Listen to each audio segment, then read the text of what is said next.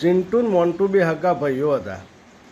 એટલે બે જણા પોતાનું પૂરું નામ સ્લેટમાં લખી અને બેનને બતાવવા ગયા. એટલે બેન કે તમે સગા ભાઈઓ છો ને તમારા બાપાનું પિતાનું નામ કેમ અલગ અલગ છે?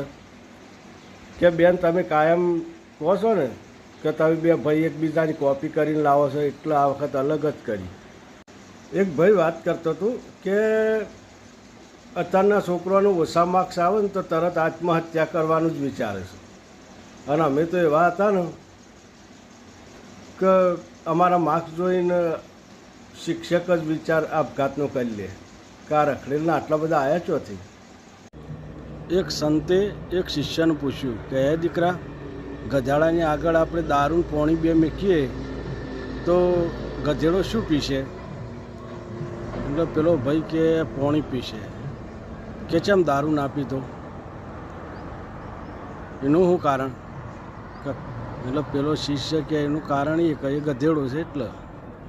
એક બેન સ્કૂટી લઈને જતો હતો, તો સ્કૂટી લઈને જતો હતો એટલે એક ભાઈનું ભેટકાઈ દીધી.